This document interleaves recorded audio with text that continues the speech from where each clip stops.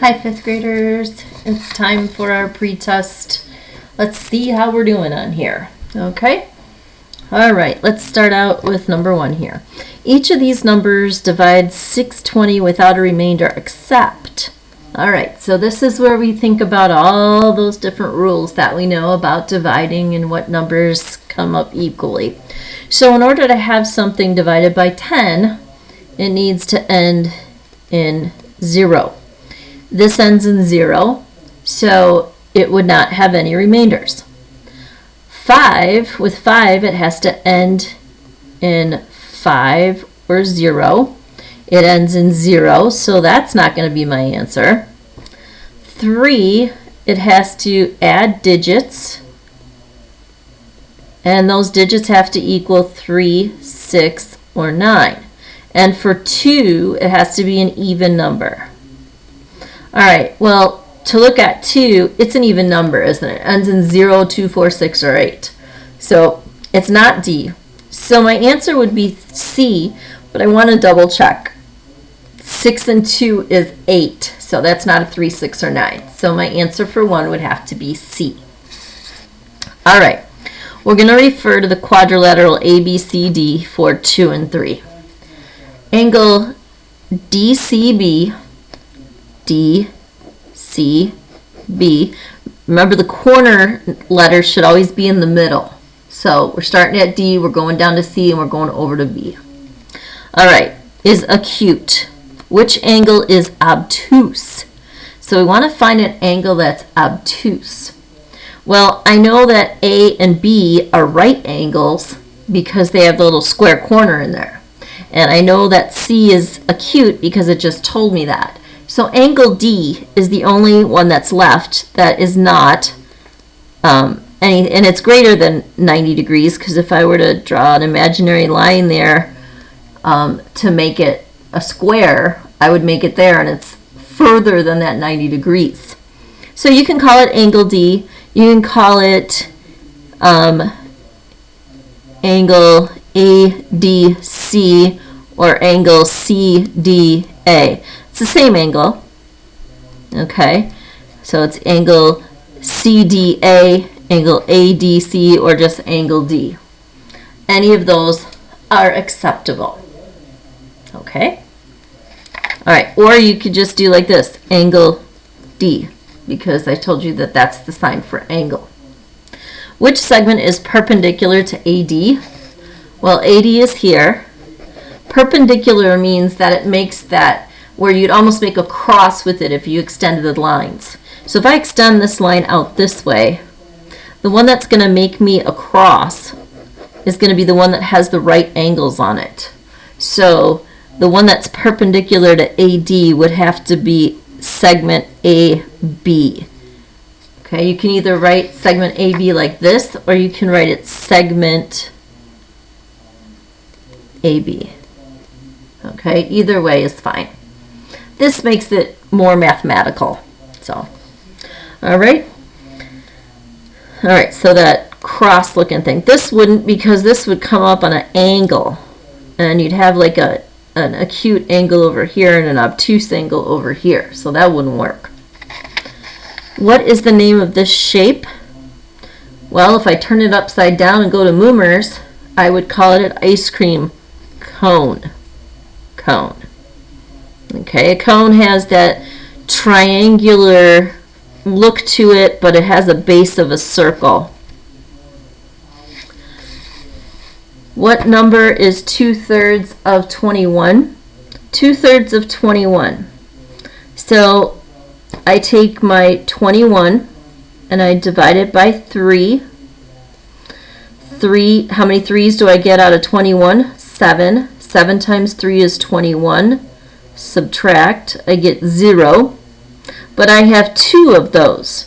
So if I have 2 of these, I can either say I'm going to do 7 plus 7, or I can do 7 times 2. Either way, I'm going to get 14. 14. All right, so you take whole number, divide it by denominator, and then multiply by the numerator. Or you can double, if it has 2, then you do 2 groups of 7. But I got used to doing it as 21 divided by 3 times 2. 21 divided by 3 times 2. What number is 1/3 of 21? Well, we figured out 1/3 of 21 when we first did the problem. Just because 21 divided by 3 is 7, so 1/3 is 7 and 2/3 is 14. That makes sense, hopefully? If not, you could take 21 and divide it into 3 groups. And you could just start it. 1, 2, 3. You know that's 6, 9, 12, 15, 18, 21. And then I could count 1, 2, 3, 4, 5, 6, 7 in one group, so that's 1/3. If I have 2/3, I have 2 of these, so then I would count all the ones up in here, and I would get 14. Okay, so this one's 14, this one's 7. All right, 1/6 of 30 students were absent. How many students were absent? So we take our 30 students and we divide them into 6. How many 6s do we get out of 30? 5. Subtract, we get 0 remainder, so 5 students were absent. All right, greatest common factor of 24 and 32. So we want to figure out the factors for 24. We want factors for 32. So 21, we have 1 and 24. We have 2 and 12. We have 3 and 8 and 6 and 4. For 32, we have 1 and 32. We have 2 and 16.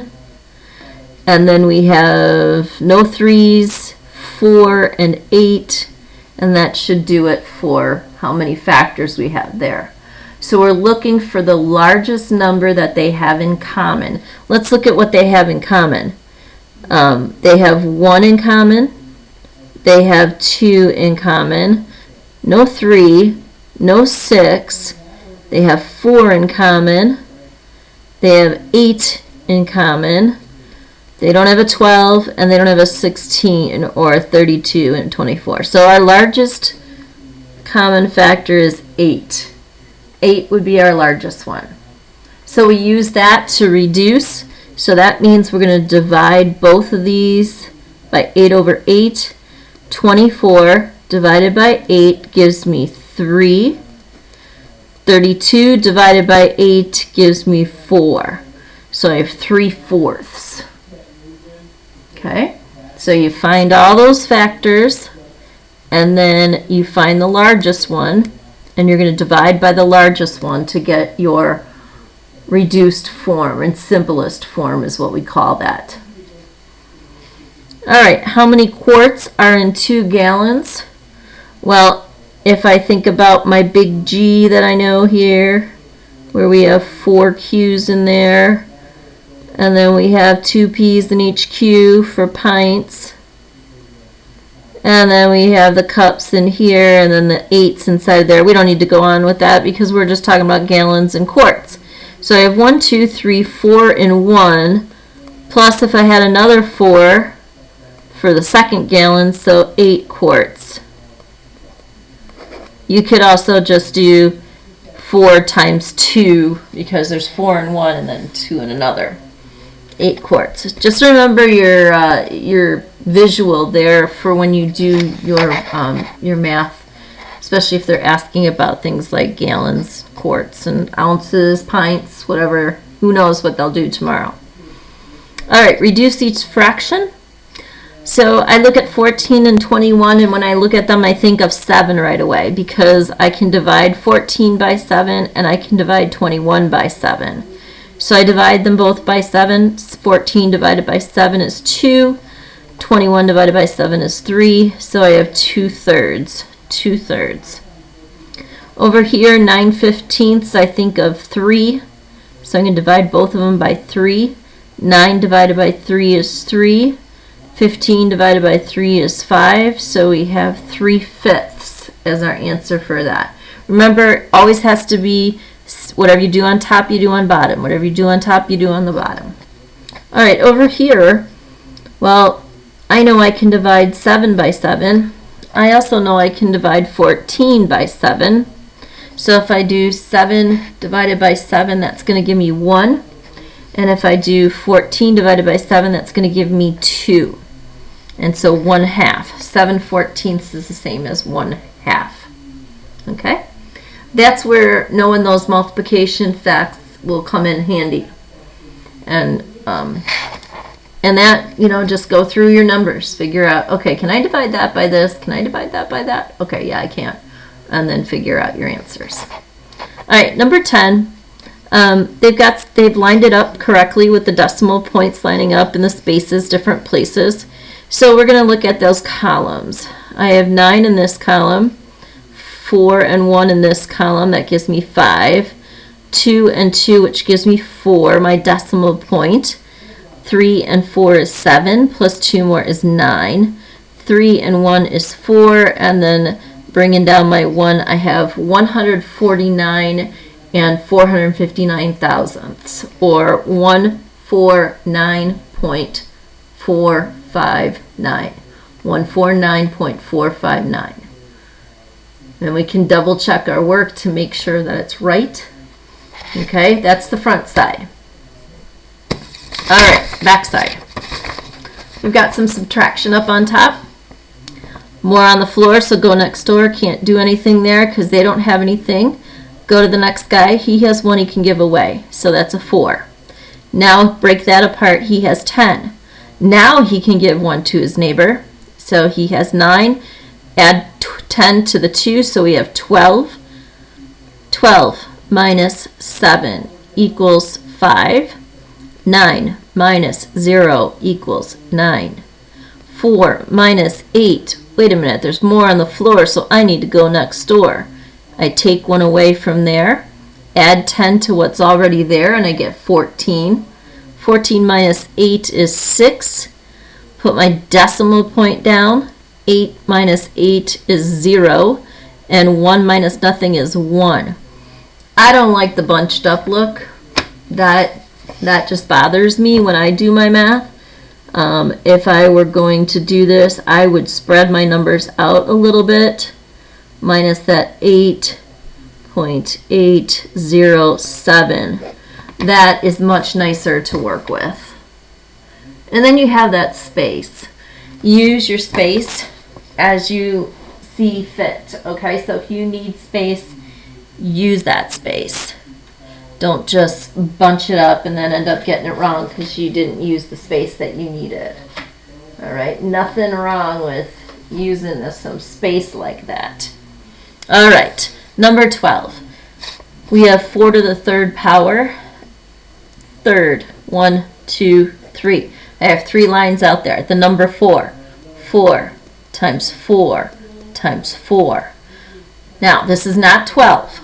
This is 4 times 4 is 16, and then 16 times 4 gives me 64.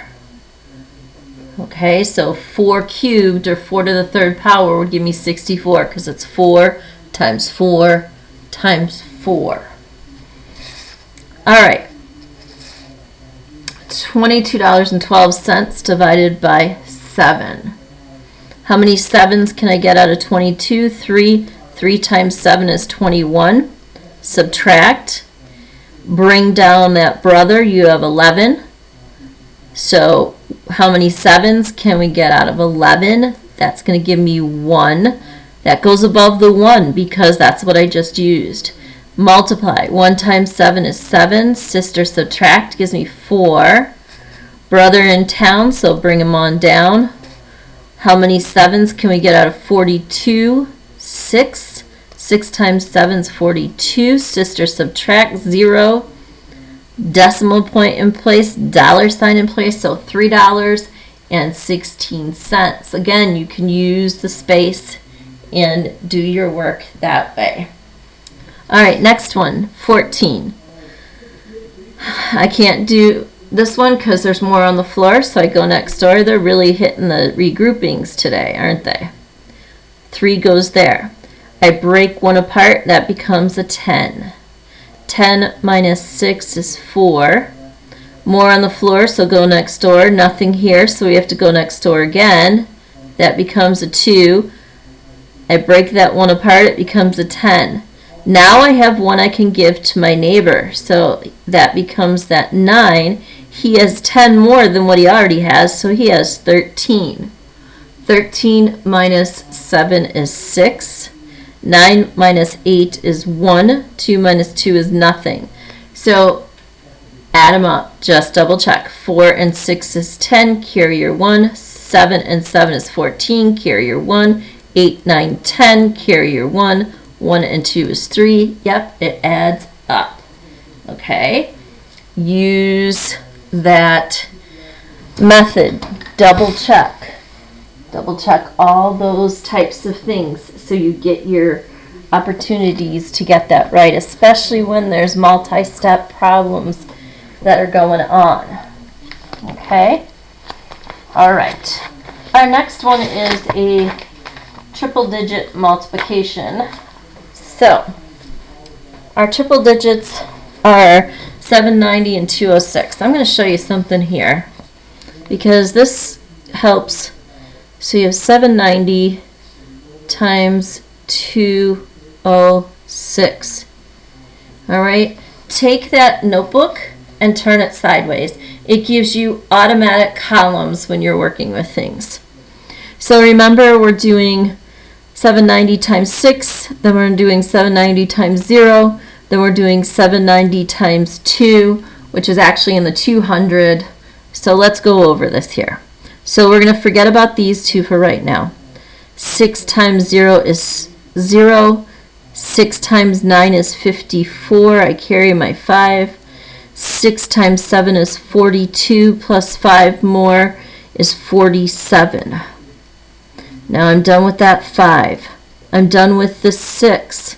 So now I'm going to put my 0 in that ones column because I'm done with all ones. Well, what's nice is 790 times 0 is 0, so it doesn't really matter. I can put all my zeros here, but I really don't need them. I can put them there just for place value holders.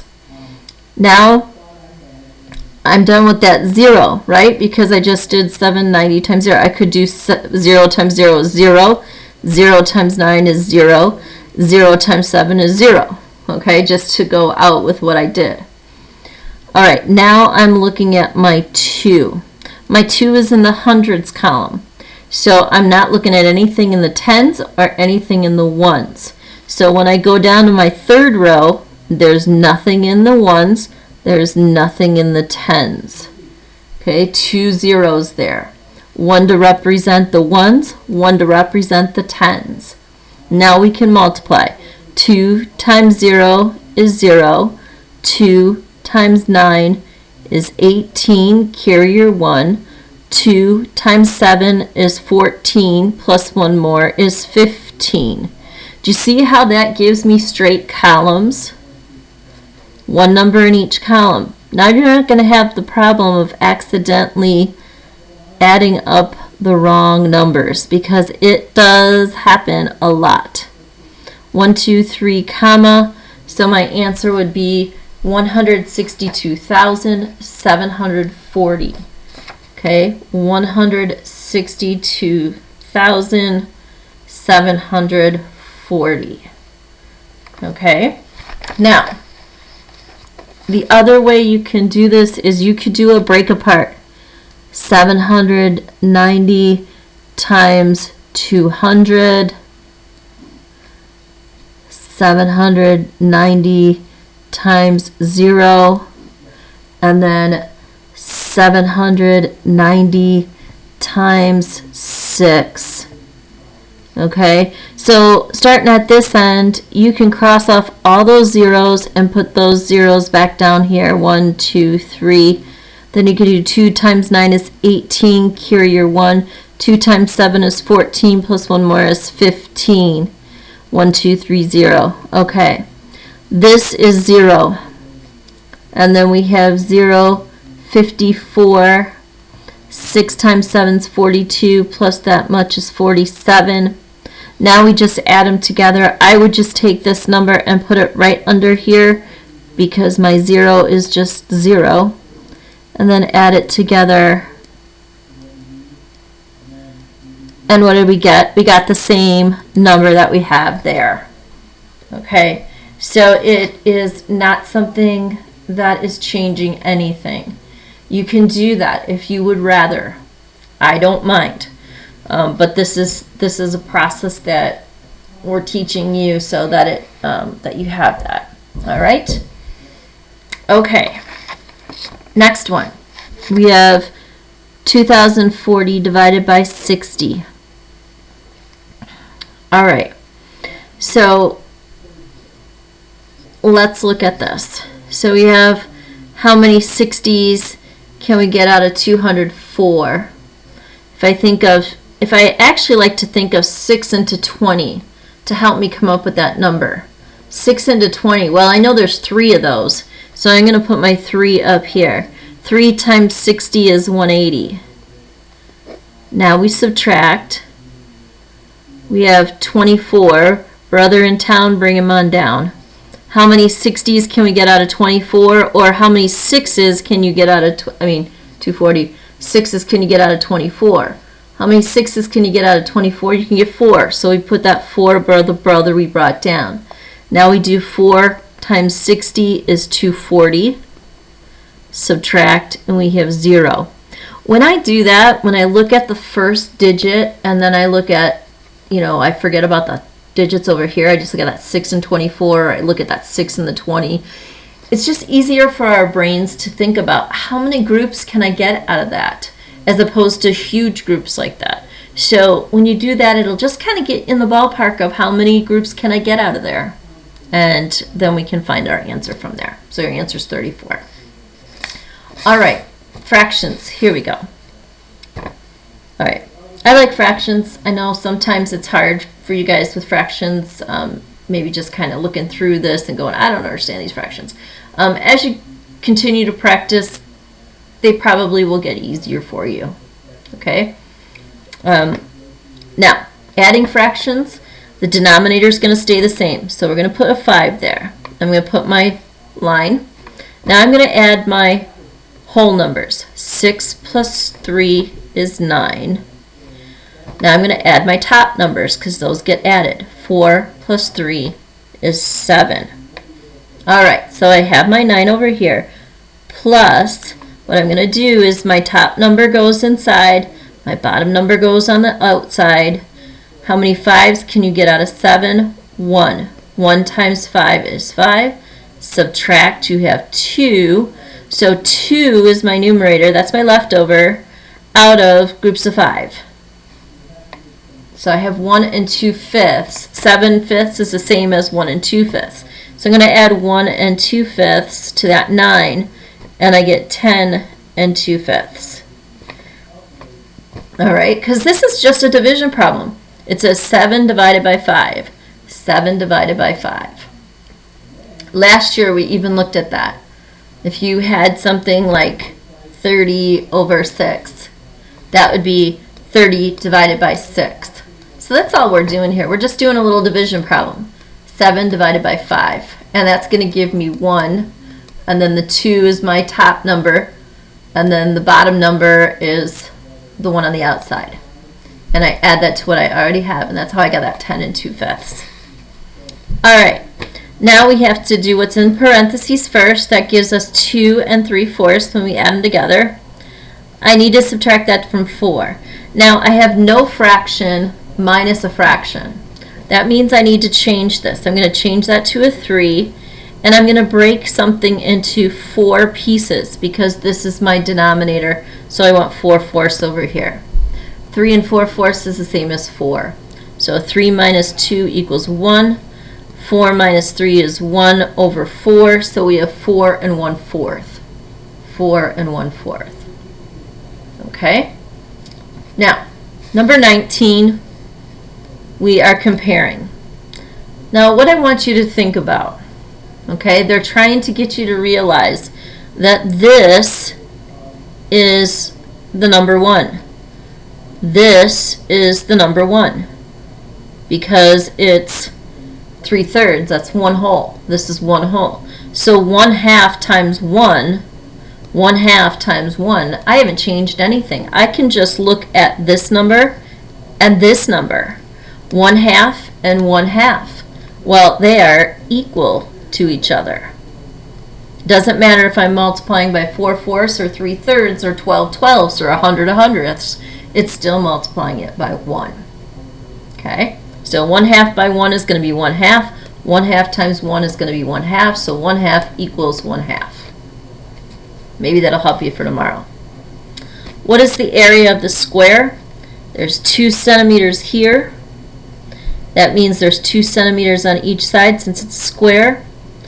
I take the length times the width, and I get 4 square centimeters. You can write it that way, or you can write it 4 centimeters squared. Okay? That's it for your math lesson for today. You have your math test tomorrow. I'm excited to see what you do on that, and I really hope you guys are doing well. Talk to you soon.